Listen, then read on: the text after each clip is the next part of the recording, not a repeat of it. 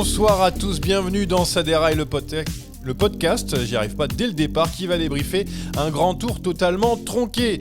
Vous avez compris, on va parler de la Vuelta 2025, remportée par Jonas Vingegaard, si vous ne le saviez pas, qui n'a pas vraiment brillé non plus, Jonas Vingegaard. La grande question du jour, est-ce que c'est une Vuelta au rabais ? On va y répondre tout à l'heure. Mais d'abord, on va dire bonjour à nos chroniqueurs du jour. On va commencer par Jérémy. Bonjour Jérémy, comment vas-tu ? Bonjour Johan, bonjour à tous, je vais très bien, ravi d'être avec vous avec un nouveau micro. J'espère que le son sera parfait. Alors c'est quoi ce niveau ? On a acheté un nouveau micro pour Bac à Sable, j'ai l'impression, pour faire un autre podcast. Ça fait quand même 5 ans qu'on est sur celui-là. On n'a pas acheté un seul truc. Moi, je me suis fait chier à remonter tous ces trucs parce que ces micros, c'était l'enfer. Et là, hop, un nouveau podcast. Il y a déjà du budget, j'ai l'impression, le Bac à Sable. Tu matos en plus ? Ah ouais, C'est bravo. le cercle vertueux, Johan Tritz. Plus il y a de contenu, plus les contenus sont qualitatifs. Oui. Sachez que ce micro m'a été largement recommandé par un certain Anthony C, dont je garderai l'anonymat. Mais lui, il s'y connaît en technique, Excellent ce gars-là. technicien en plus. Ouais, non mais n'importe quoi. Bon alors, à nouveau. Alors, le casque que je t'ai passé, rends le casque, gros. Qu'est-ce que Il est là, il est parfaitement dispositif. J'espère que tu l'as acheté ce micro, parce que sinon t'es vraiment un escroc, hein. On va pas se mentir. Déjà que tu prends de l'argent de tous les podcasts de France et de Navarre, en plus là, non. Sorti de ta poche ? Bah ici je prends pas un centime, ici c'est Oui, cadeau. bah non, mais... C'est pour faire kiffer les tutos. Ah, bien sûr. Mais on l'a acheté le micro du coup ? Oui. De ses deniers personnels ? Absolument. Ah, bravo, merci. C'était un petit peu long cette introduction pour Monsieur Sakian, mais il y avait beaucoup de choses à dire. Attention, c'est comme on amène quelqu'un au tableau, c'est comme ça. Rémi, bonjour, comment vas-tu ?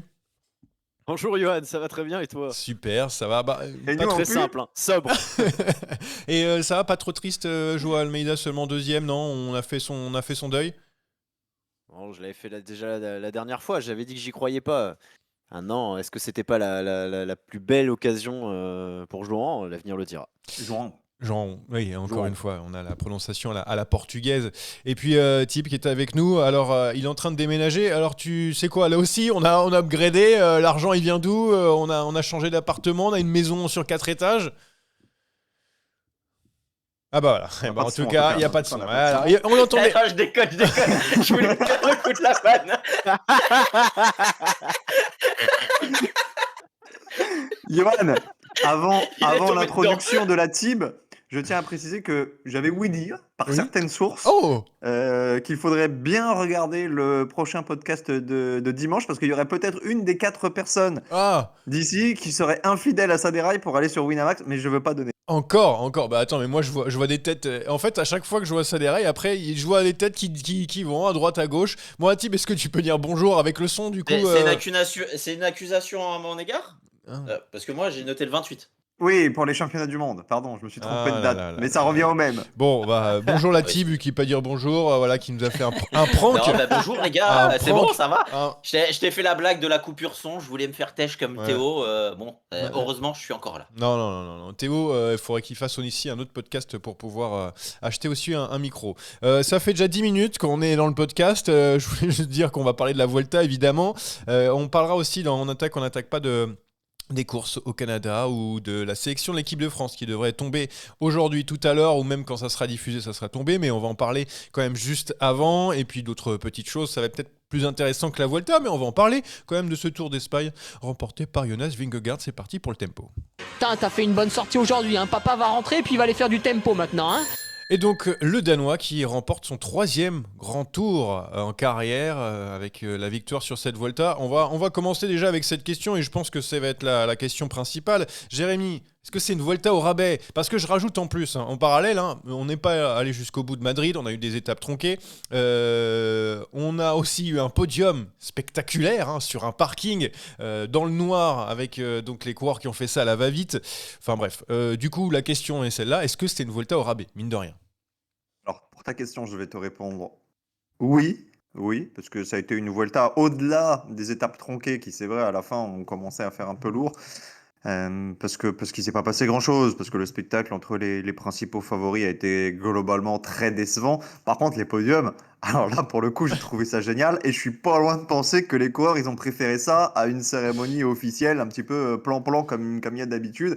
J'ai l'impression qu'hier, on s'est quand même bien marré en coulisses. Ouais, c'est vrai. Non, mais en plus, il n'y a pas toutes ces longueurs et tout. Ça a été En fait, plus. ça a été fait donc à l'origine des coureurs qui ont demandé de faire un petit podium. Donc, on était sur un parking dans un hôtel, je sais pas où, dans Madrid. Mais c'était assez particulier. Mais ça montre jusqu'au bout cette Vuelta. On a l'impression que c'était pas vraiment une Vuelta, que c'était une autre course. Est-ce que c'est un grand tour en plus pour Jonas Vingegaard, Rémi, quand même?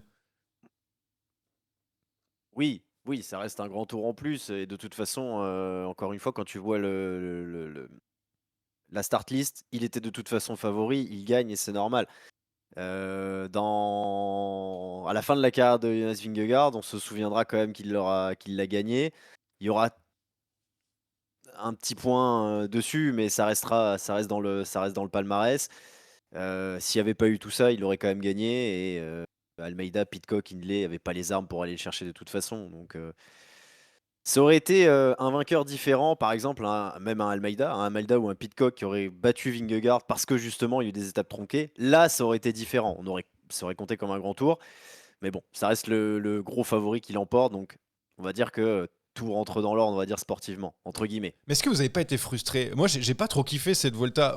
Encore une fois, les manifestations, on sait, pro-palestiniennes, pour la cause palestinienne, ont complètement changé un petit peu cette Volta. On a eu des étapes diminuées. On a eu une dernière journée, on n'a pas été jusqu'au bout. Vous l'avez vu, pas de podium protocolaire pour tout le monde. C'est frustrant. Les coureurs l'ont dit d'ailleurs. Vingegaard, même Stefan Kung. Ou autre, on dit franchement on est un peu pris en otage là-dedans, on n'a pas à voir grand-chose avec tout ça et voilà, donc c'est un peu désolant pour le spectacle, donc ça c'est fait, ça c'est dit. Mais est-ce que quand même vous avez kiffé cette Vuelta? Est-ce que t'as quand même aimé regarder ce grand tour? Moi d'habitude c'est peut-être mon préféré de l'année parce qu'il y a du spectacle, des surprises, etc. Là vraiment du coup j'ai trouvé que ça manquait de saveur cette année. Ouais, ça manquait de saveur parce qu'en plus, du côté des échappés, on en a quand même beaucoup. On s'attendait à ce que peut-être Vingegaard aille chercher nombre de succès au sommet. Ça n'a pas tant été que ça pour le Danois, mais on a eu une surdomination des Emiratis qui, une fois qu'ils étaient dans l'échappée, on savait qu'ils allaient mettre la balle au fond et puis ils l'ont fait. Donc ça a été relativement assez chiant de ce côté-là. Après, pour répondre à ta précédente question, hein, une Vuelta au rabais, est-ce que en fait le rabais il était déjà pas avant même le départ quand t'as un abandon de Carapace, quand t'as Primoz Roglic et Remco Evenepoel qui ne sont pas au départ, quand tu as un Tadej Pogačar qui a renoncé à prendre le départ de cette Vuelta, on peut se poser la question si le rabais en fait c'est pas avant même le grand départ qu'il a été prononcé pour cette Vuelta. Mais bon, est-ce que c'est une question qu'on se pose pour la Vuelta 2020 où il y a eu 18 étapes? Bon, voilà, je te laisse avec cette question. Rémi, pareil, par rapport à cette Volta, vous avez kiffé?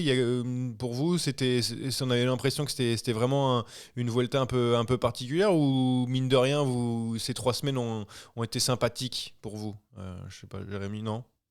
Je vais pas en garder un souvenir Ouais. impérissable, hein, clairement, hein. Il y a eu 3 moments sympas, il y a eu l'échappée de Pedersen, il y a eu la victoire de Gaudu. Malgré tout, le passage à l'Angliru, même si l'étape, elle a été somnifère de chez somnifère, ça reste quand même toujours un moment important. Mais globalement, la Volta, tu me demandes une note, moi c'est 3 sur 10, hein. Ouais. Ah, j'aime bien les notes. Tiens, on va faire des notes 3 sur 10. Rémi, tu donnes combien à cette Volta? J'y donne 1, moi. Ah oui, Moi, quand même. y a Ouais, mais parce rien qu'il du y a tout. Joao Non, mais moi, Almeida je qui gagne garde pas. rien du tout. Moi, c'est 1 parce qu'il y a une victoire française et une victoire portugaise. Qui Ah. plus est à l'Angliru. Mais alors Bah, sinon, c'est 2 tout- alors. Non, 0,5. Note sévère ici. Il aurait mis 2 si Almeida avait gagné. Et non, mais 3, Jérémy, c'est tout dans le podium protocolaire. Hein. Donc c'est 2 pour le podium Oui. protocolaire. 2 points et le reste pour la course. C'est vraiment aucun bon souvenir de cette Volta. C'est pas possible autrement. Et la direction y est pour beaucoup. Tib, toi, ta petite note? Moi, je pense que je suis entre les deux parce que si je dois la noter sur 20, je suis à 5, donc 2,5. Non, 2,5, très bien. Bon, bah en tout cas, ça n'a pas la moyenne cette Volta cette année. De toute façon, on l'avait Non, ressenti. mais de toute façon, hein. le parcours était pas emballant. Hein. Si tu devais déjà noter le parcours, je crois que je l'avais noté sur 20, je lui donnais à peine 8. Hein. Non, mais Sur la construction globale, c'est déjà de base, les étapes étaient relativement assez dégueulasses. vous êtes dur Comparé aussi. à une vraie Vuelta. Vous êtes dur aussi dans le chat. 1 sur 20 donné par le Ratagaz aussi pour cette Vuelta. C'est vrai qu'il va pas rester dans les mémoires. Pourtant, Mais le d'habitude- Ratagaz, il donne pas ses notes du bac, là? Non, mais je Non, sais c'est pas. vraiment la Ah, note de la si. Volta. Ouais, c'est Elle c'est va, la Vuelta. quand même rester dans les mémoires, mais elle va rester dans les mémoires pour Oui. l'extra sportif. Bien sûr, évidemment. Finalement, du coup, après avoir noté tout ça, qu'est-ce que vous retenez de cette édition ? C'est quoi le truc qui vous vient à l'esprit quand on vous parle de la Vuelta de cette année ? Tac, première chose, Jérémy, c'est quoi ? Oui, bah, les manifs, évidemment, c'est un précédent dans le paysage cycliste. Ça, c'est ce qui est. Ouais, c'est pour toi, la Vuelta égale manif, en gros, Ah, cette année. Ouais. oui, on s'est quitté là-dessus en plus. On s'est quitté sur une fin d'étape qui n'a pas eu lieu avec, avec des images qu'on aurait aimé ne pas voir à Madrid.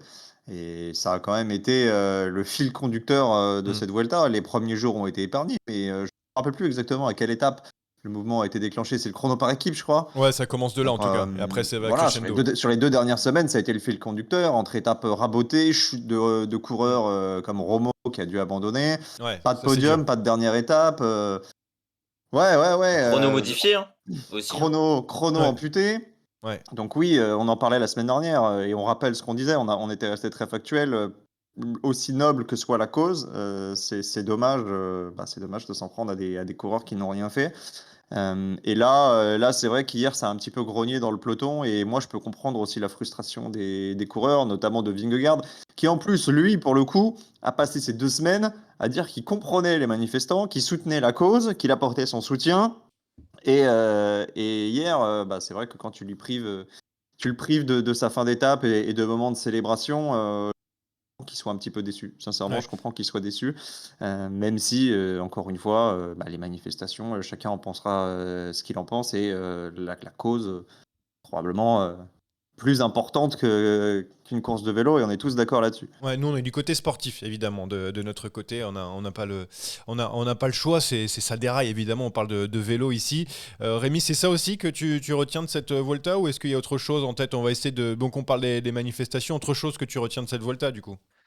C'est dans la lignée de ce que vient de dire Jérém, mais moi c'est plus du côté, organisation, c'est l'incompétence de la direction de la Vuelta. Je Ils ont décidé de ne pas décider et du coup, ils ont pris des décisions, à la minute près avec, des étapes qui ont été rabotées, en plein milieu du parcours, en plein milieu de la journée. Ça a donné des images qui n'avaient aucun sens, ce sprint là entre Bernal Ah ouais, Bernal et Landa, ça et c'était Landa triste. Oh. qui se termine devant la maison du pauvre vieux là, personne ne le savait, alors que tu avais 100 mètres plus loin un panneau qui te permettait au moins de matérialiser un peu plus noblement cette ligne. Enfin, c'était lunaire. Et évidemment qu'ils ont subi ces événements. Évidemment que des gens qui manifestent sur le vélo, c'est très facile de casser les couilles parce que tu es sur la route, donc c'est impossible de tout fermer, tout cloisonner. Mais à ne pas vouloir décider, ils ont rendu justement ce mouvement de plus en plus fort, de plus en plus solide, et ils ont été de plus en plus dépassés jusqu'à, il y a eu 2 étapes qui n'ont pas de vainqueur, une qui a été complètement annulée. Enfin, je vais pas refaire tout le truc, mais voilà. Moi, je retiens avant tout cette incompétence de la direction. Mm. On est en Espagne et on sait que le soutien à la cause palestinienne est beaucoup plus important que dans d'autres pays. Je dis pas qu'il fallait s'attendre à ça et tout, mais quand tu vois que le truc commence à pointer son nez, tu essaies de faire quelque chose. Ouais, Là, ils ont rien fait selon moi. C'était compliqué. Et Bernal qui rentre dans l'histoire quand même, mine de rien. Je sais pas si vous avez vu passer cette stat. Il a gagné 3 étapes sur les grands tours, 3 étapes qui ont été tronquées quand même, mine de rien. Ça, Oui, c'est alors, magnifique. Après, Après, il il a n'avait pas pas gagné été sur le déclaré tour, hein. vainqueur. De quoi ? Ouais, il n'avait pas été déclaré Sur le vainqueur. tour, il n'a pas gagné. Hein. Alors, pardon, il était en tête avec le temps, évidemment. C'était à la Pidcock, Exactement. Vingegaard lors de la première ou deuxième semaine. Je ne me souviens plus. Moi je suis d'accord avec toi, Rémi, par rapport à tout ça. Puis en plus, je trouve que les décisions qui ont été dures à prendre ont complètement, pour moi, fait que j'ai lâché. Moi, j'ai lâché surtout au chrono. Au chrono, quand j'ai vu qu'on passait de 27 à 12 km, alors qu'il y avait un tout petit peu de suspense, bref, ça m'a fait quit. Tim, Autre chose que tu retiens de cette Volta, parce qu'il y a d'autres Bah, choses qui sont non, il y a passées. ça, Non. mais l'autre chose, c'est plus les conséquences à venir de cette Ah, Vuelta, parce bon. que honnêtement, on sait très bien que ce n'est que le prémisse de prochaines actions et que bah, l'UCI, ASO va devoir se pencher sur la question parce que l'année prochaine, on a quand même un grand départ de Barcelone et on se doute bien que ça va être compliqué de le maintenir si des mesures ne sont pas prises. C'est vrai que j'avais pas pensé qu'on on parle de Barcelone, du Tour de France. Après, peut-être que ça sera un petit peu calmé.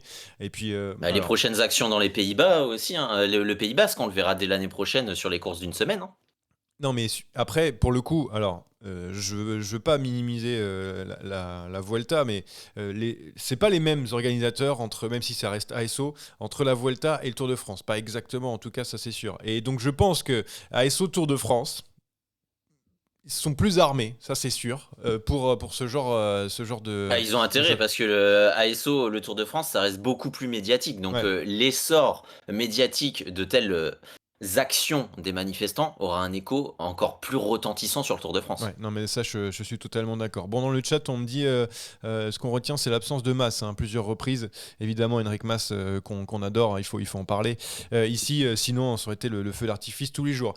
Du point de vue sportif les gars. Alors je sais pas si on va entamer ces discussions d'un Almeida deuxième mais malade la troisième semaine qui nous a gâché un peu le suspense ou pas, ou Vingegaard aussi était malade deuxième semaine. Non, vous y croyez pas, c'est qui y croit? Ah, c'est si Jérémy un petit peu peut-être. Oui, bah, de toute Oui. façon, t'es obligé de les croire sur parole, hein. T'es pas leur médecin, donc tu peux pas, tu peux pas avoir le C'est ce que verdict. tu crois mon gars.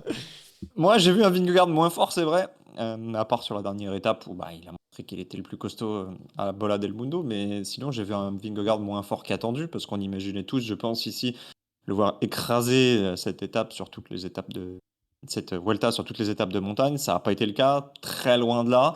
In fine, il gagne quand même, mais en étant sur la défensive. Donc, moi, je veux croire ouais, que Vingegaard était pas à 100%. Alors, est-ce qu'il était malade? Est-ce qu'il était émoussé du tour? Ah, ça, je sais pas. Mais en tout cas, il n'était pas à 100%. Et Almeida, bah, je sais pas, mais c'est vrai que sa dernière semaine, elle est pas incroyable. Alors après, tu le prives de 8 km d'ascension à Hervilliers, tu le prives de 15 km de Ouais. chrono. Et sur Bola del Mundo, les pourcentages sont tellement atroces que oui, forcément, c'est difficile pour lui. Mais ouais, je pense que c'était pas non plus un Almeida. On l'a vu au Moredero, hein, moi dans le groupe de tête. Quand t'as Richitello, quand t'as Pidcock, quand t'as les deux Bora qui se font la guerre, finalement, Vingegaard et Almeida sont les deux moins forts du groupe de tête. Ouais. Donc, ouais, moi, je veux croire que les deux, là, ont eu des soucis, ouais. Rémi, des regrets quand on est supporter des coureurs portugais? Est-ce qu'il y a des regrets à avoir pour Joao Almeida sur cette course, ne serait-ce que, bon, après pour cette maladie, pour ce chrono tronqué, etc., ou surtout un Vingegaard qui n'avait pas l'air d'être au top du top, mais bon, ça arrive, hein, même si c'est de plus en plus rare ces dernières années. Des regrets ou pas après cette deuxième place? Je pense que je pourrais vraiment répondre à cette question dans quelques années, parce que ce que je te disais en préambule, est-ce que c'était pas la meilleure occasion de sa carrière de gagner un grand tour? On peut pas le savoir. Il est pas vieux, Almeida, il a 27 ans, donc la carrière est loin d'être terminée. Il aura probablement d'autres grands tours où il sera leader, et si jamais il n'y a pas un extraterrestre comme Vingegaard, même s'il était diminué sur cette Vuelta, peut-être qu'il aura une chance. Il n'empêche que voilà, il a affronté un Vingegaard qui était très clairement diminué. Et bon, bah, les circonstances de course font qu'il y a eu des terrains qui lui étaient peut-être un peu plus favorables, qui n'ont pas eu lieu. Mais je pense qu'intrinsèquement, il était de toute façon en dessous. Je disais ça la semaine dernière. Pour moi, même 45 secondes d'écart, c'était trop élevé avec ce qui restait à disputer pour qu'il puisse renverser la situation. Même s'il avait été à 100% sur cette dernière semaine, s'il n'était pas en tout cas, je pense qu'il n'aurait pas réussi. Donc des regrets, non. En tout cas, pas pour l'instant.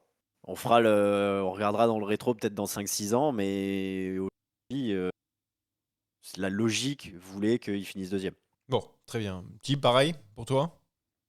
Non, il a pas de regret parce Ouais. que certes, il perd un peu du temps bêtement à Val d'Escarré et c'est peut-être là où se joue cette Vuelta ou alors qu'on pensait que ce serait à l'Angliru. Mais le chrono tronqué au final n'aurait quasiment rien changé au vu du résultat de la Bola del Mundo. Donc il était en dessous, comme prévu, de Jonas Vingegaard. Jonas Vingegaard était lui aussi un peu diminué. Donc bon, non, honnêtement, il est à sa place. Bon, pour ce duel donc qui n'a pas fait vraiment d'étincelle, on va pas se mentir. Il n'y a pas eu un mano à mano ou un bras de fer intéressant.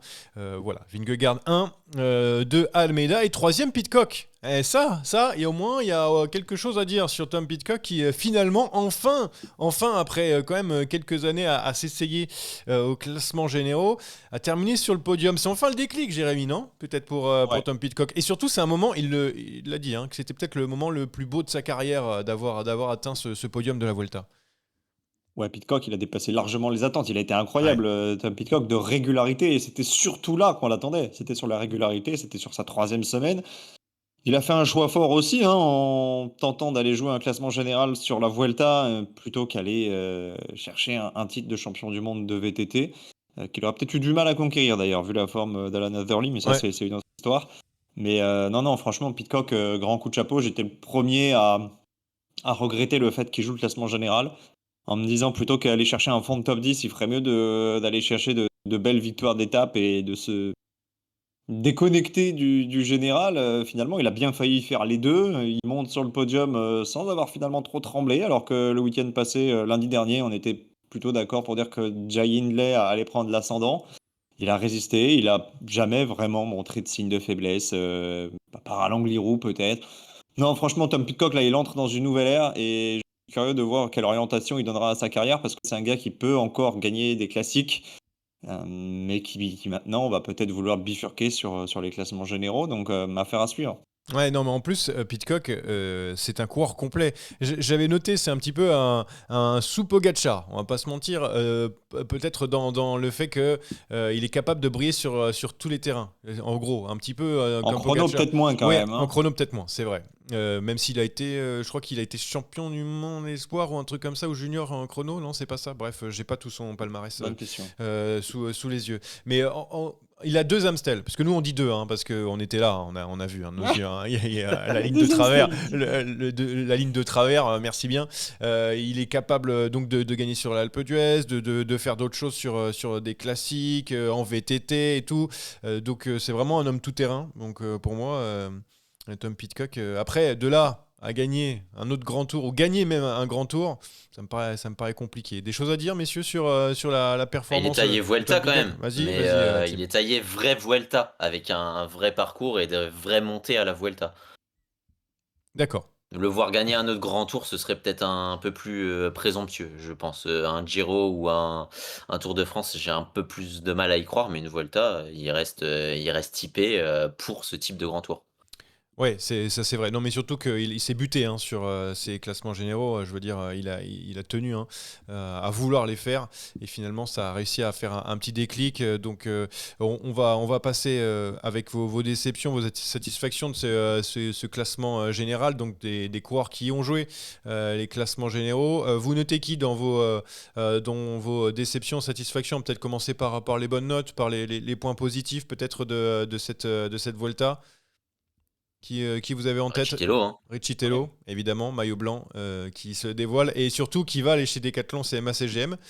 Bon, Et sûrement, puis c'était signé même avant. tu peux Mais pas bon. tu peux pas mettre de côté la pression que lui et son équipe a subie. Donc il y a quelque part une résilience mentale du côté de l'américain, du point de vue sportif. Ouais, en plus, donc je disais, hein, qu'il va signer dans une équipe française l'année prochaine. Ça devait être fait, je suppose, avant, hein, cette Vuelta, mais là, je pense que ça doit se frotter les mains, Jérémy. On est d'accord, non? Du côté de Decathlon Ouais. CMA-CGM, on le prend. Ah, C'est une merci. bonne pioche. Et Et tu vois, j'étais un petit peu sceptique du recrutement centré autour de sprinters chez Decathlon quand on avait annoncé vouloir gagner Hmm. le Tour de France, Paul Sexas.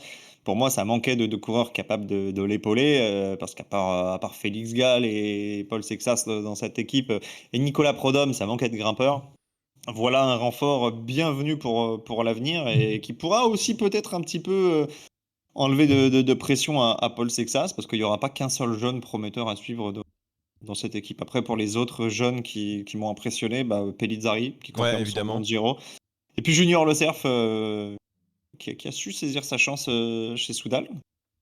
Alors évidemment, il défraie moins la chronique, il n'est pas dans le top 10, il est juste aux portes, mais franchement, il a fait une belle Vuelta, hein. Je suis assez étonné de ses progrès. Ouais, en tout cas, nos amis belges, hein, évidemment, adorent ce petit Junior Le Cerf.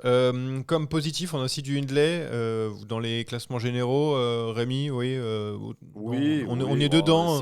c'est quand même décevant de pas être sur le podium de cette Ah, Vuelta quand tu on le mets voit ce qu'il y mi-figue, a au reste. mi-raisin, quoi. Ah oui, oui, il est censé, sur le papier, il est quand même censé être au-dessus de Pidcock, Ouais, entre mais autres. ça a Et contrebalancé quand même avec ses résultats des 2 dernières années.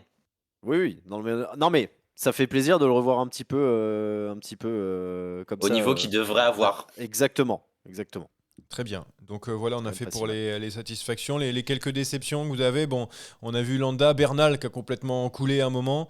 Qui d'autre, je sais. Ribéry, Ciccone. Ah ouais, tu connais, ouais. Mais problème de sel, encore une fois, selon Ouais, mais je sais Chiconet. pas Problème de quel sel, problème, mais hein, mais puis enfin le mec ne tient pas ses promesses aussi. Moi je m'attendais quand même à le voir dès le grand départ lâcher du temps et être un des protagonistes en échappée. Non, il a voulu s'accrocher à son top 10 du général et potentiellement beaucoup mieux. Les problèmes l'ont rattrapé. Ouais, ouais, Tiberi, bien sûr, qui fait partie de ces coureurs, ouais, qui est totalement transparent. Heureusement qu'on a eu un train assez fort pour la Bahreïn. Donc Bernal, je ne m'attendais pas à l'écroulement de Bernal, par contre, vraiment pas à ce point-là. Même s'il récupère une victoire, une superbe victoire d'étape. Voilà. ouais, une victoire est une victoire. Après, peu importe les circonstances, c'est vrai que je pense que lui-même aurait préféré des circonstances plus normales, avec une belle arche d'arrivée, un sprint où tu sais où est la ligne. Il repart avec une victoire d'étape. C'est vrai que par contre, pour le classement général, vu l'adversité, c'était peut-être un bon spot pour lui de convertir ça en top 10, voire mieux. Et bah, ça n'a pas été le cas, mais c'est pas grave. Je serais tenté de te dire.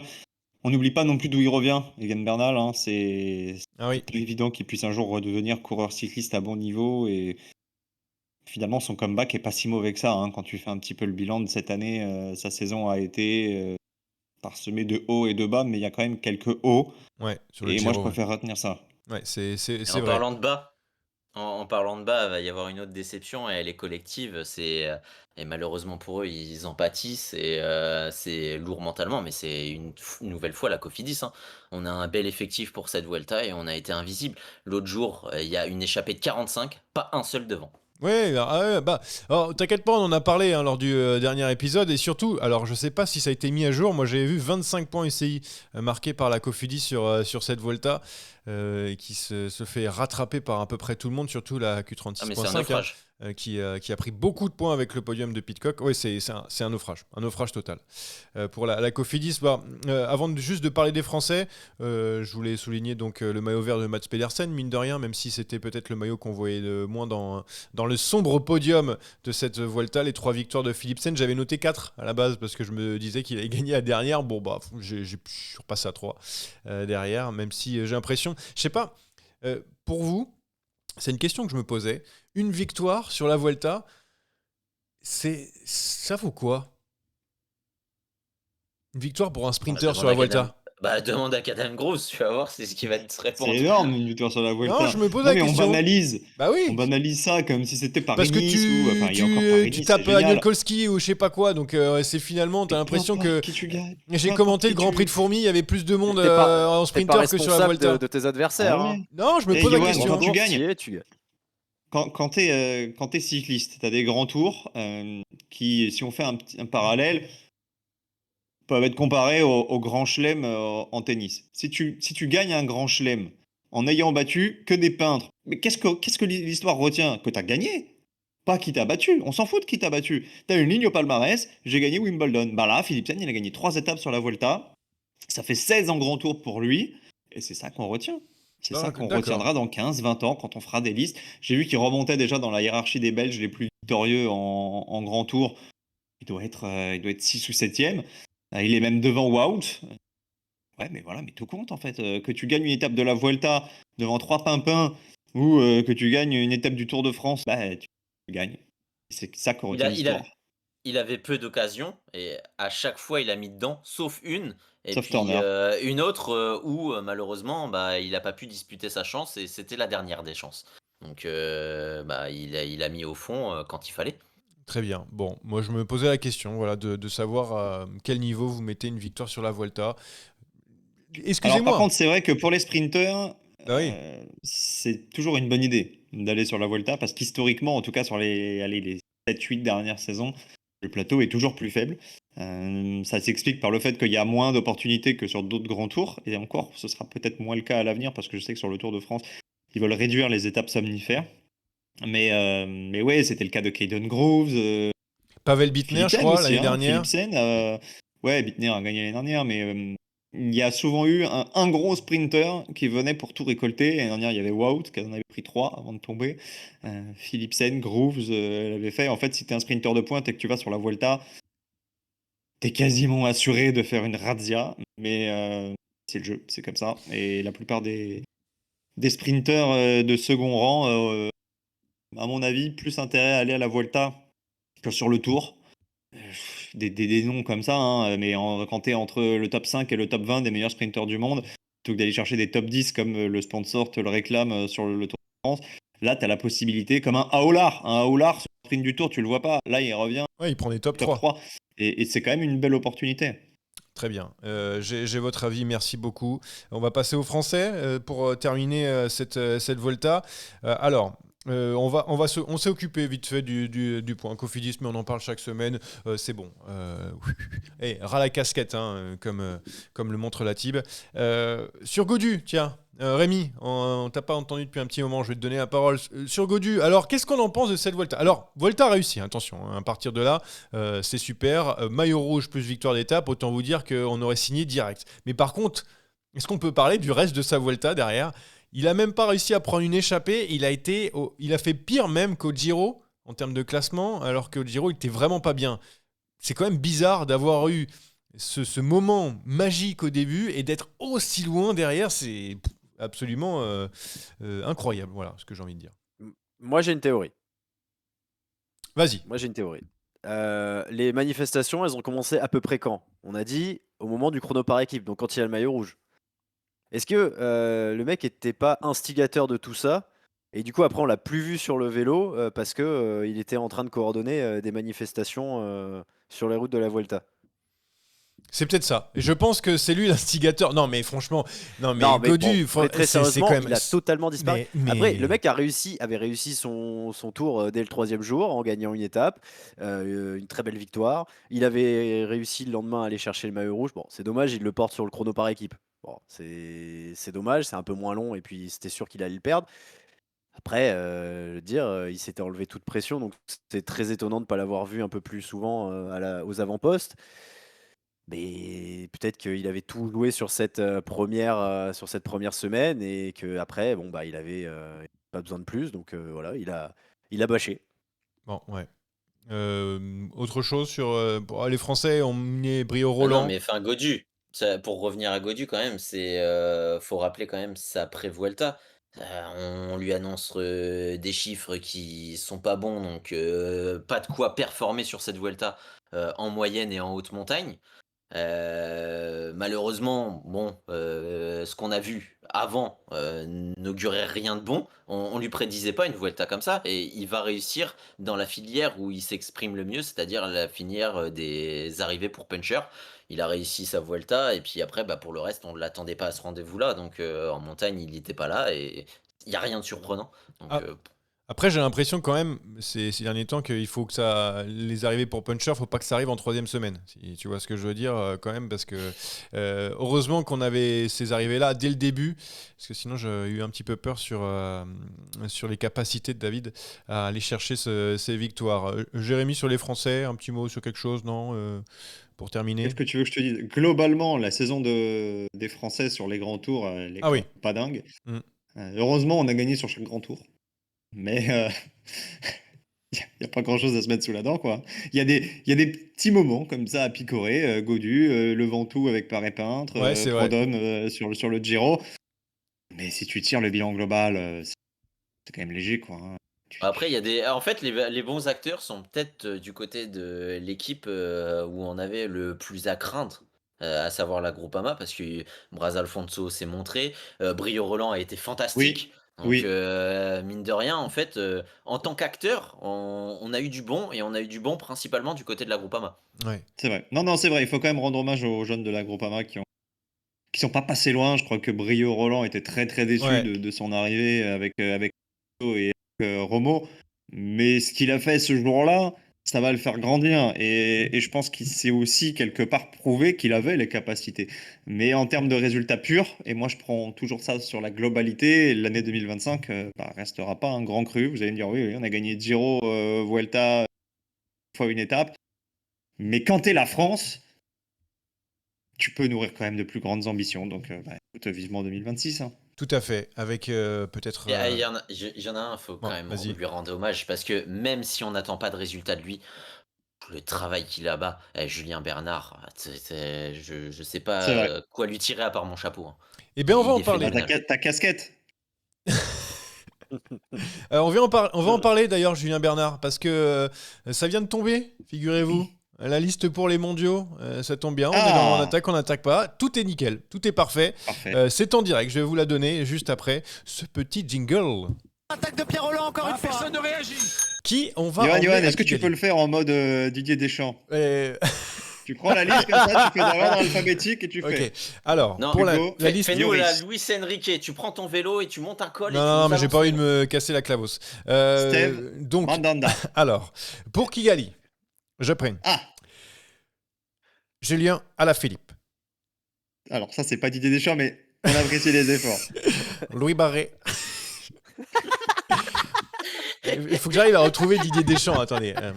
Tu me dis Non, mais là, que... tu, Non, là, j'arrive tu pas. nous imites un Parce mauvais qu'il a fait chinois. des choses exceptionnelles. Exceptionnel, il a fait des... C'est Julien Alaphilippe, Louis Barré, Julien Bernard, Jordan Jegat, Valentin Madouas, Valentin Paris-Peintre, là j'ai changé d'accent, Paul Sexas Là, ça devient Hugo Mollin. et Pavel Sivakov.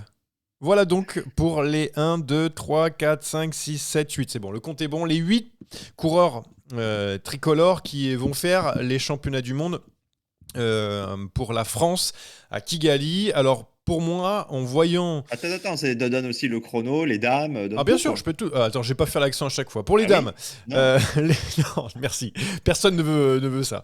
C'est l'accent, on dirait Bourville. Ah bah, merci beaucoup. Mon vélo. Voilà, c'est tout ce que je sais faire. Je peux faire Patrick si vous voulez. Allez, je fais un Patrick. Allez, pour les féminines, Léa Curinier, Pauline Ferrand-Prévôt, Cédrine Kerbaol, Juliette Labousse, Marie Lenette, Evita Music et Maëva Skiban. C'est génial. Franchement, belle C'est sélection. très, très, très solide. Hein. On rigole, mais c'est très solide cette équipe. Hein. Oui, tout à fait. Merci beaucoup. La bise. Monte ton cul. Bruno Armirail, Paul Sexas pour les contre-la-montre hommes. Cédrine Kerbaol. Là, je passe sur Allégas. Cédrine Kerbaol et Juliette Labousse pour les féminines. Et pour contre-la-montre par équipe, Armirail, Sexas, Sivakov, Kerbaol, Labousse, Skiban. Autant vous dire que ça va envoyer du pâté aussi. Alors, qu'est-ce qu'on en pense de tout ça après pas ces imitations, s'il vous plaît. Franchement, ne dites rien sur les imitations. On fait ce qu'on peut. C'est pas mon métier. Déjà, chez les hommes. Classique, je veux dire, je pense qu'on oublie quasiment personne. Il y avait un article de l'équipe d'ailleurs qui Donc qui Sexas donnait... que sur le chrono. Hein. Ah non, Sexas est là en ligne et sur le chrono. D'accord. Si, il est en Fais les ligne. deux. Ok. En ligne et sur le Écoute, chrono. je trouve que c'est une bien belle sélection. Alors, évidemment, il y aura Pogacar en épouvantail et il va falloir se creuser la tête pour l'empêcher de gagner, ce qui ne sera pas une mince affaire. Mais je ne pense pas qu'on aurait pu faire une plus belle sélection. Et chez les dames, par contre, clairement, là, on y va pour gagner. Hein. Ouais, non mais c'est clair. Alors pour les hommes, d'après ce qu'on pouvait avoir potentiellement, il manque peut-être Lenny Martinez, je veux dire dans les coureurs capables de briller, mais après on sait que Lenny Martinez est capable du meilleur comme du pire, peut-être aussi qu'il Ouais, est c'est pas ça. en Je une pense bonne forme. que l'irrégularité de Ouais. Martinez est quand même un facteur prépondérant. Puis après, je pense que Thomas Vauclair, il a appelé un petit peu tous les candidats en sondant, en leur demandant est-ce que tu te sens bien, est-ce que tu es à bloc, pas à bloc. Ceux qui sont au Canada en ce moment, on a vu qu'ils performaient, la Philippe, Sivakov, qu'ils Ouais. étaient déjà Et Louis Barré aussi. Hein. dans un bloc de... Ouais, Louis Barré, ils sont dans un bloc d'effort là pour aller au top à Kigali, donc c'était logique de les retrouver dans la sélection. C'est que ça, on le savait déjà. Il n'y a pas comme ça, là, à chaud, hein, on n'a pas eu le temps de se poser, d'analyser, mais il n'y a pas d'énormes surprises. Hein. Gars, La type, t'avais d'autres mecs en tête? Moi, Je suis c'est à content peu pour près les Jordan noms que Jegat, moi. j'imaginais retrouver. Hein. Je suis content pour Jordan Jegat de le voir Ouais, ici. ouais, ouais, voilà. Jordan Jegat qui Ouais. mérite. Non, le type, ouais, sur cette sélection, bon, on va dire, il n'y a pas de surprise, il y a des coureurs qui seront équipiers. C'est juste moi, là, Julien Lafilippe, du coup, parce qu'on l'a vu flamboyant sur le Grand Prix du Québec. C'est juste, Je veux son le rôle revoir. il va être Moi, je veux le équipier. voir. Il va partir à l'avant. Je veux le voir partir à l'avant et anticiper de loin. En fait, c'est là où il aura sa chance. Mais si tu dois miser sur un leader, honnêtement, je pense qu'on est tous d'accord. Faut aller derrière Pavel Sivakov. Ah oui, pas all-in. Parce qu'il faut pas de leader. Quand t'as un gars comme Pogacar qui va imposer sa dictature, que t'as potentiellement des coureurs comme Evenepoel qui peuvent aussi performer sur ce tracé, pour moi, tu dois pas avoir de leader désigné. Je suis d'accord avec la type, faut envoyer les mecs à l'avant, faut foutre un bordel monstre. Et après, profiter d'opportunités comme tu l'as fait sur les Jeux Olympiques l'année dernière et même sur les mondiaux, parce qu'on oublie quand même que Sivakov avait été plutôt une bonne carte. Mais je pense qu'en fait, il n'y a pas de leader. Alors sur le papier, tu peux dire, ouais, Julien, leader, pas leader, ou Sivakov, leader, pas leader. Mais là, l'équipe de France vient en position d'outsider. Et connaissant un petit peu la manière de fonctionner de Thomas Vauclair, à mon avis, ça va être faux d'artifice. Hein. Et c'est que ça. Faut anticiper de loin, on l'a vu. C'est ce qui a Exactement. réussi pour aller à la Philippe sur Québec, donc faut réitérer ce schéma. De toute façon, tu sais que pour battre Tadej Pogacar, faut l'anticiper. Et Sexas dans tout ça. Tiens, Rémi, qu'est-ce qu'on en fait de Sexas là? Je pense que comme les autres, hein, il va avoir l'opportunité de jouer sa carte. Alors, faut pas jouer perso, je dis pas le contraire, mais déjà, c'est Va une regarder occasion les yeux dans de les yeux découvrir. Pogacar, non déjà? Oui, Non, oui. déjà, voilà. Non, mais il faut bien de toute façon découvrir un jour. Alors, tôt, pas tôt, j'en sais rien. Moi, je suis très content qu'il soit dans cette sélection. Je pense que c'est un bon moyen de se tester aussi par rapport à tous ces grands noms, dans une course particulière en plus. Et Longue, hein. Faut rappeler quand même l'âge de c'est- Sexas, le nombre de courses qu'il a fait, de ce kilométrage, l'intensité qu'il va y Ah oui. avoir. Honnêtement, l'intérêt de Sexas dans cette sélection, Ah, c'est pour ça que je me pose la question, c'est quoi en fait? Qu'est-ce Ouais, que mais Apprendre. faut jouer le leur avec lui. qu'est-ce Faut jouer qu'il le va leur. demander Vauclair? Il va dire tu restes dans tu vois jusqu'au bout, toi tu pars pas partout, toi tu restes dans le peloton et tu vois jusqu'où tes jambes peuvent aller, je sais pas. Faut jouer un poker menteur avec Sexas parce que on sait pas ses limites. Et justement, faut profiter de ça et faire craindre le pire à Tadej Pogacar du côté de Sexas. Ouais, bon. Je crois que Vauclair, il voit plus loin. Hein. Il voit pas Kigali Ouais, pour, c'est prendre pour l'expérience. Sexas. Hmm. Ils C'est savent sa qu'ils lâche. ont un joyau à polir et là tu lui offres une expérience avec un gars qui a gagné 2 fois les mondiaux, avec un gars qui roule toute l'année avec Tadej Pogacar pour une course longue, exigeante, un parcours qui peut potentiellement lui aller.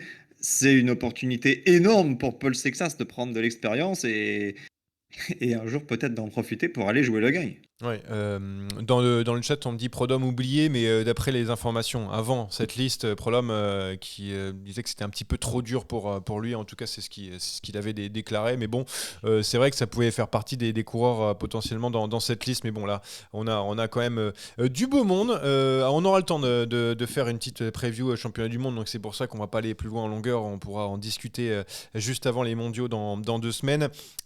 Donc course en ligne féminine. Pour les filles, donc on le disait, donc toutes plutôt derrière Ferrand Prévot, mais derrière Kirbaol, Labous, Le Net, Musique, Scriban, le Curinier, enfin c'est. On a potentiellement, Ouah, selon la manière dont la course se déroule, sur le papier, t'en as 5 qui peuvent gagner. Hein. Ouais, non mais ça. Parce ça, que c'est t'as clair. les deux de FDJ Suez, Kerbaol, Skiban, on va pas besoin de faire un dessin, et évidemment PFP qui sera là pour suivre les principales favorites. Si on se fait piéger avec cette équipe-là et qu'on a personne dans le groupe qui joue la gagne, soit c'est qu'il y aura eu un gros problème physique, soit c'est qu'on aura bien merdé tactiquement. Hein. Honnêtement, quand j'écoute cette équipe, tu vois, si je compare à la course masculine, on peut se projeter et facilement imaginer un triplé Emirati de nationalités différentes.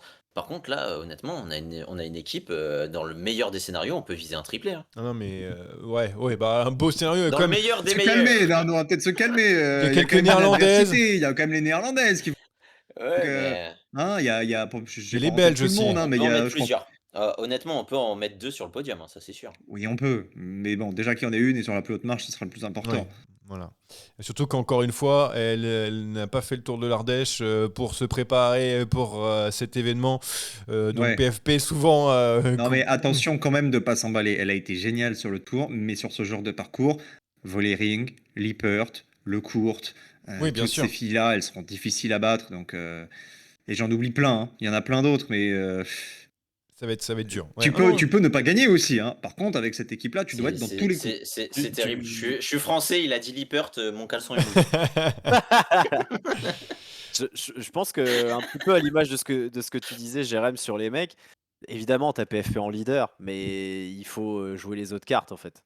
Ah Et oui, c'est en jouant bien comme sûr, ça bien sûr. que tu viseras quelque chose. Parce que si tu mets une skiban ou une musique devant, bah tu fous la pression à tout le monde. C'est Ouais, sûr. non, je suis d'accord. Et juste un dernier petit mot sur le contre-la-montre par équipe. Je pense qu'avec Armira et Sexa, Sivakov, Kerbaol, Labous et Esquiban, on a aussi une chance pour une fois de briller aussi dans ce milieu-là. Ah, Parce que- pour une fois, hein, Les favoris, Bon, hein. l'année dernière, on on avait gagné les Europes et fait vice-champion du monde. Oui. Alors, Là, très clairement, en fait, sur le chrono par équipe, j'ai presque envie de te dire, on a tout à perdre parce que on a l'équipe favorite.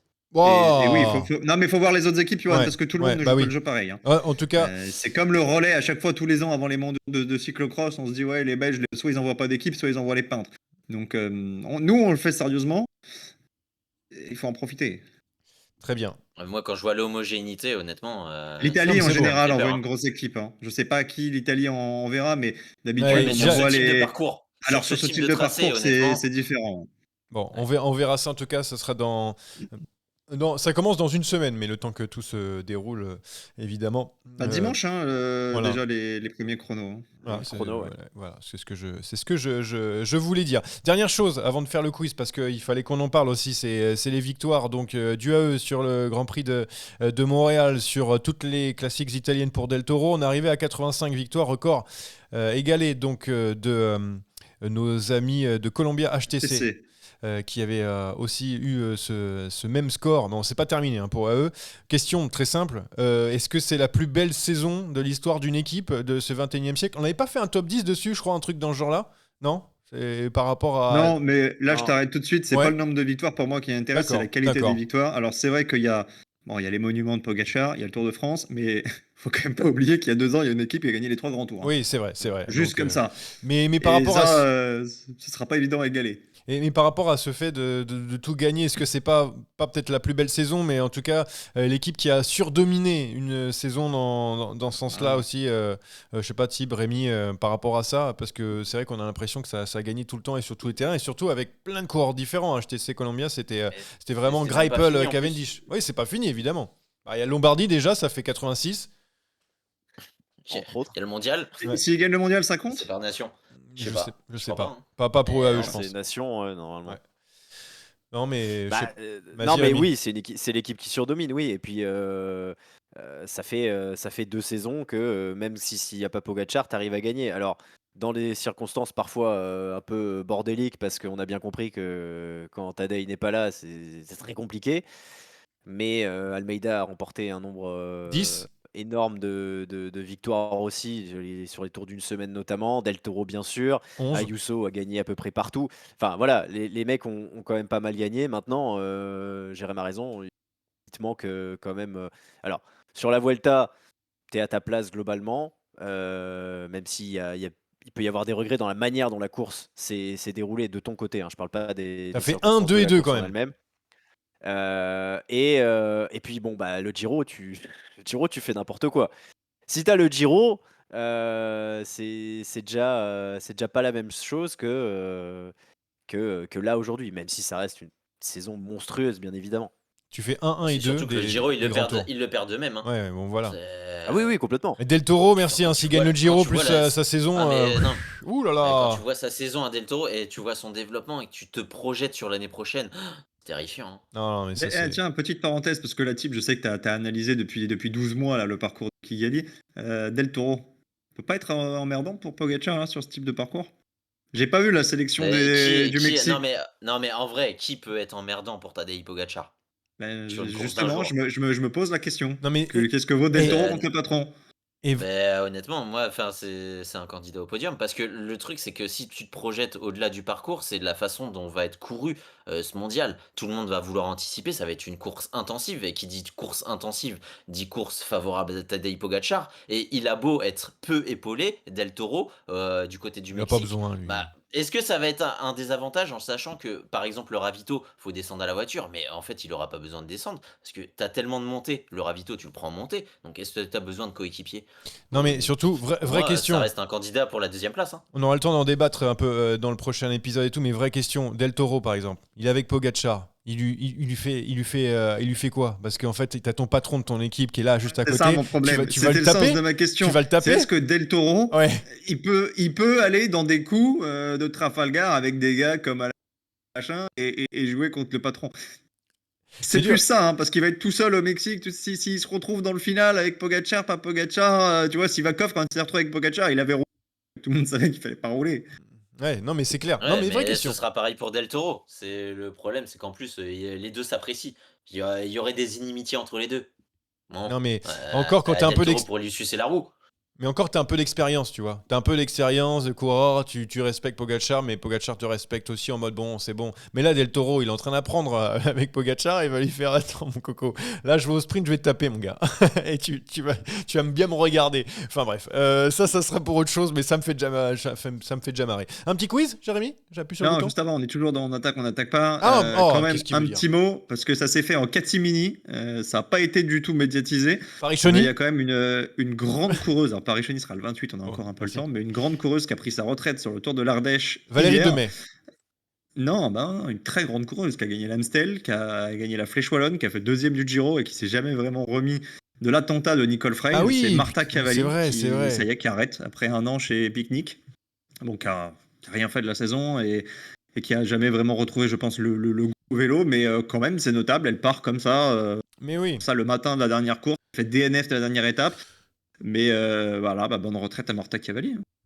Oui, c'est vrai. Non, mais tu fais bien de le souligner, est un peu exténué. Et surtout, l'attentat, hein, tu peux le dire, hein, de Nicole Frein, ça lui a complètement cassé la 3 ans après, cave. on est tous Ouais. d'accord pour dire que c'est une des images les plus importantes qu'on ait vues sur ces dernières Ouais. années. Donc, Tout à fait. dommage parce que le jour où elle se fait faucher, Tour 2022, à ce moment-là, elle est une candidate au podium du Tour, comme Van Vleuten, comme Vollering, comme Niewiadoma, et ça, je ne sais pas ce qu'elle serait devenue, mais c'est vrai que sa trajectoire derrière a été compliquée. Elle a gagné le Tour des Pyrénées, mais mentalement, j'ai l'impression qu'elle n'a jamais réussi à rebrancher, quoi. Ouais, non, mais je suis d'accord. Et d'ailleurs, on est très triste de la voir partir dans le chat. Voilà ce qu'on dit pour Marta Cavalli. Donc, Alaphilippe, juste alors, on va dans le quiz. Hein. Très, très rapidement, Thib, toi qui as des avis souvent très tranchés, Alaphilippe. Victoire de suceur de roue ou belle victoire au Grand Prix du Québec?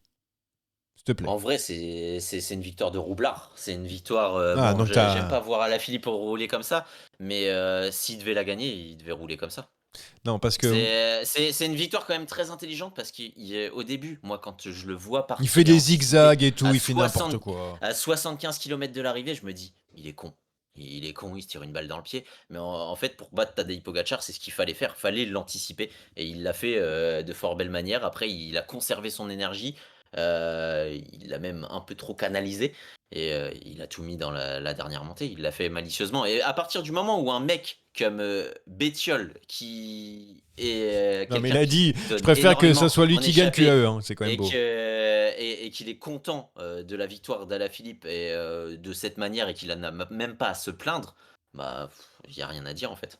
Non, parce que je dis ça parce qu'on a dit victoire magnifique d'Alaphilippe, etc. On s'est pris, comme d'habitude, hein, une petite sauce dans les commentaires. Ouais, plutôt victoire du suceur de roue, etc. Et tout.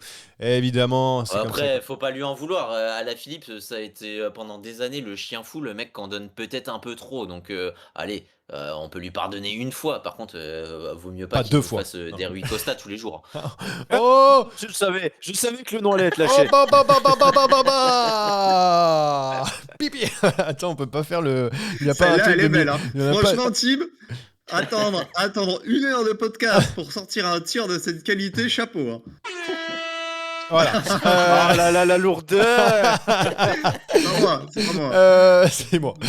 Quiz, cette fois-ci, s'il Allez, vous plaît. quiz. Allez, c'est bon. Ce quiz est une dictature orchestrée par moi-même. J'ai pas compris la question, c'est. Voilà.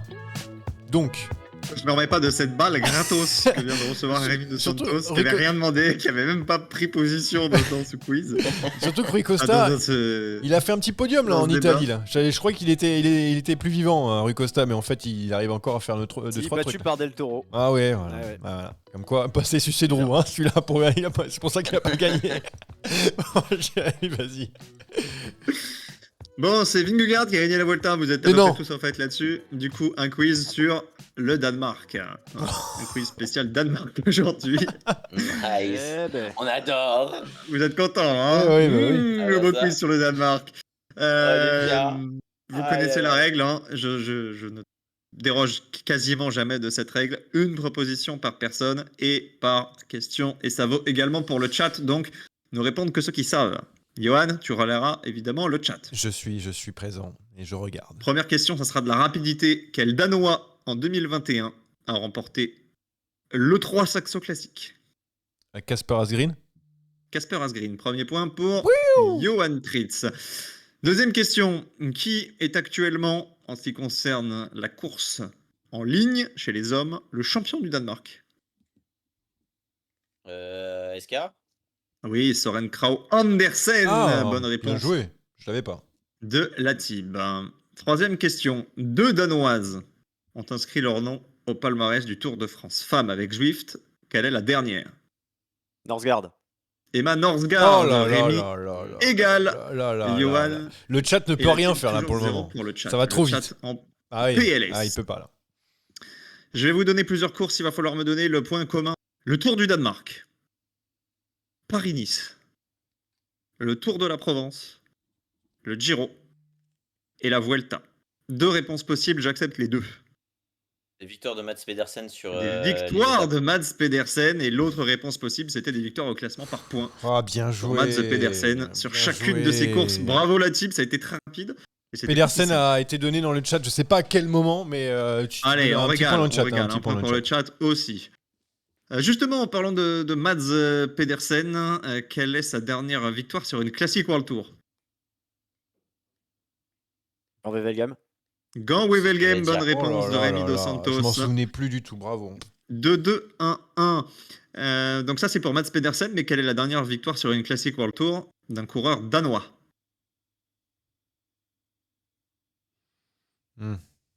C'est plus Ah. dur là. Non. C'est plus dur, je suis en train de World réfléchir. Tour. Une classique. Classique World Tour. n'a pas ça Bah oui, Skelmose, le chat a gagné, évidemment. oui, bah oui, Skelmose, évidemment, le chat, bien l'Amstel joué. Gold Bah Race. oui, j'avais oublié, le seul qui a réussi à C'est battre très très Pogacar. très serré Ouais. ce quiz. Hein. Ouais, le Après Après, cette Qu'il avait question- gagné à l'Amstel. il était 7 fort le questions chat. déjà, et Je suis le seul à avoir un point. 2 points pour tout le monde, sauf pour Johan Tritz, qui lui a un seul point. Mais tout est encore possible, puisqu'il reste 3 questions. On va revenir à la Vuelta. Vuelta 2023, avec une étape tronquée, une étape où les temps sont arrêtés, mais où la victoire d'étape se dispute tout de même à Barcelone. Quel Danois s'impose? S'impose devant Caden Groves.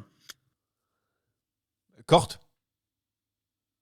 Ah là là là là. Ah oui, bien sûr, je crois que le chat a bon. Quand je vois ici, est-ce que c'est pas Andreas Kron? Andreas Krohn. Ah, il est Troisième fort, point fort le pour chat, fort, ouais. Putain, fort. Ouais, fort. C'est Nathan qui donne les bonnes réponses depuis tout à l'heure. Il n'y a pas que lui, hein, mais en tout cas, c'est lui qui vient de le donner. Alors, je m'étais trompé, on était à la 6e question. C'est la 7e, il en reste donc 3 à partir de maintenant. Ok. Quelle est la championne du Danemark actuelle du chrono? Du Regarde. chrono. Non. Non, elle a Non. été battue. Je sais pas comment elle s'appelle. Ah. Je sais que. Ah, Je l'aurais pas. Je sais que Aucune Norsgaard idée. a fait 2. Donc je l'aurais pas. Voilà. Et Est-ce du que coup, le- c'est le chat qui va l'avoir avec Est-ce PCS. que le chat a la bonne réponse? Non, pas pour le moment, mais je sais plus comment il s'appelle. Alors, je vais Oui, vous bah, donner. laisse du délai comme ça, le chat. Je vais va vous donner l'avoir la avec réponse. consacré stats. C'est Rebecca Körner, qui était Voilà, l'ancienne double championne du Danemark de la course en ligne. Et la course en ligne, du coup? Bah, c'est Norsgaard. Ben, c'est pas Norsgaard. Voilà. Bah, fallait tenter, j'étais loin. Il fallait que je tente le tout pour le tout, parce que vraiment, des coureuses danois, j'en ai pas des masses. Hein. C'est très Si, dur. si. hein. Là, on est à la question 9. Ah donc ouais, c'est là, forcément c'est pour très ça. dur. Le chat fait le je mort sais pas, depuis tout je à sais l'heure. pas. Déjà, il triche pas. Bravo Non, à eux, c'est pas bravo au grave. chat. Mais c'est le. c'est Bon, le je calme donne plat. un point à celui qui me donne. Tout le monde peut rejouer. À celui qui me donne l'équipe à laquelle appartient la championne du Danemark. Oh bah là. laisse tomber. Volker Wessel, Non. au hasard. Voilà. Mais je sais pas pourquoi je donnais ça. Ouais, franchement, pourquoi t'as sorti ça Pourquoi, Moi, pourquoi je laisse, je donne ma langue au Uno chat. X, ça balance des Uno Uno X, X dans le mais- chat. C'est le chat qui gagne. Ah Bravo au chat. voilà. Mais oui, mais vous êtes bêtes Ah. aussi à donner Volker Wessels aussi, alors qu'il y a une équipe C'est Uno X Albert avec des Danoises. Greveux qui est Oh, champion mais du alors, Danemark. Greveux, Chez, qu'est-ce qu'il est- Uno X, ça fait 4 pour le chat, 2 pour Rémi, 2 pour la team, 1 pour Johan. On va jouer la dernière pour l'honneur. Non, parce qu'en fait, on cumule nos points et le chat. Vous aimez bien Ouais. hein, cette petite Toujours, magouille. mais c'est normal. Ils sont beaucoup aussi. Bah, hein. attends, on va mettre un petit fond. Qu'est-ce qu'il y a Non, Alors ouais, c'est on va différent. faire, vous savez quoi la dernière On va faire vous trois contre le chat. Ah. Parce qu'elle est tellement dure On va les buter. que, à mon avis, vous ne serez pas trop Eh, de trichez trois. pas le chat, hein, trichez pas. Hein. Faut qu'on gagne honnêtement là. Nous sommes en 2003. Voilà, je mets le fond fusion. Oh là là. Quel Danois bat Fabio Sacchi dans un sprint à 2 sur le Tour de France à Marseille? Lars Sitting Back. Non. Ah 2003. Ah oui. Un Danois bat Fabio Sacchi dans un sprint à Marseille Je- sur le Tour de France. Je l'ai, je peux le souffler à mes camarades. Rémi, regarde ton téléphone. Jacob Pil. Jacob Oh, Pil, il n'y a pas bravo, besoin. Rémi de Saint-Pierre. Oui. Oh, attends. Le chat l'a Il y a, dit. il y a un- il y a un Jacob pile. Pil. il y a un- Non. je regardais pas. Il y a un pile qui est tombé. Chucky HC4L Non. qui a mis pile. Alors PIIL. Donc Ah oui. bon, est-ce Oui, qu'on. oui, bah, Ah non, c'est c'est comme pas ça que lui. ça s'écrit. Non, c'est pi. Ah c'est vrai. Je crois que c'était 2L moi. Bon, C'est Bon, pas, bah, c'est pas I2L. on l'avait avant vous. On est dans le Ah, chat non, parce que. En Euh, fait, c'est 2L, c'est 2IL. Autant pour moi. Victoire du chat, hein, que veux-tu que je te dise? Déjà, ils avaient 2 points d'avance et en plus, Ah ouais, ok. dès attends. la bonne Non, réponse, non, elle je tombe suis Eh, pas pas mis. d'accord. Rémi, t'as bien fait de répondre tout La seul. victoire, elle tombe à pile pour nous. Oh, bon, allez, bon, déjà, lui, on Ah, lui parle plus. attends, avec une telle vanne, on peut pas ne pas gagner. Ouais, non, mais déjà, j'allais te sortir, Rémi, heureusement que t'as pas regardé, j'allais t'envoyer beau hamburger. J'ai dit, je sais, et j'allais t'envoyer un beau hamburger. Ah là, le nulos que je suis, putain. C'est incroyable. Merci beaucoup, Jérémy, pour ce quiz. Merci au chat, qui a été vraiment très très fort. On a eu les meilleurs là, dans le chat parce que. Bah, d'habitude, le chat est éclaté Ouais. au sol. Mais c'est parce Mais qu'il y c'est a. quand il y a Anthony. Et il y a Jackie Et- aussi. Ah là, je me dis que voilà, sans Anthony, le chat est capable de belles choses. hein. Non, mais Anthony bosse le cross. Évidemment, fais ta petite promo pour ton bac à Oui, sable. Là, vas-y, le profites-en. Bah, cross, vas-y. Bon, on est plus à ça Première près. émission le 28, le 29, pardon, donc au lendemain des mondiaux de Kigali, parce que les deux pimpins voulaient faire une émission preview et il y aura, alors on peut pas encore donner le nom, mais il y aura un très très bon invité. Alors juste comme ça, pour nous, hein, parce qu'évidemment c'est un podcast consacré au cyclocross, juste pour savoir, est-ce que c'est carré ou c'est comme d'habitude ou non, voilà. Écoute, le maître du projet, c'est Ah. Aquala 60. Bon bah c'est bon, alors c'est bon, ouais.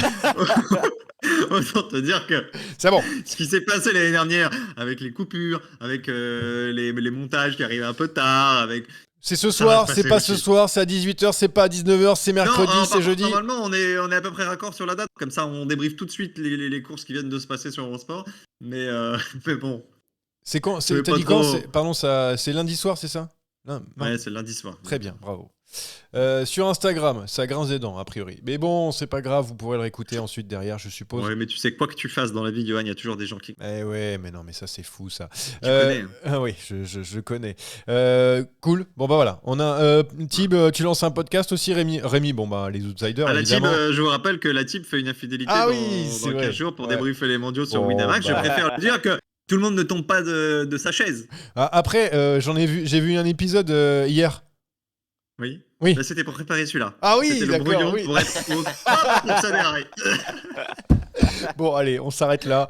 C'est beaucoup trop long cette histoire. Merci beaucoup d'avoir été là dans le chat. Merci à vous aussi. On se revoit normalement juste avant les mondiaux. Il reste plus beaucoup Allez, d'épisodes. Hein. on se Et revoit. les mondiaux, le bilan de la saison, etc. Et après on se parle. Allez, merci beaucoup. Ciao. Ciao. Ciao. Ciao. Ah, ciao.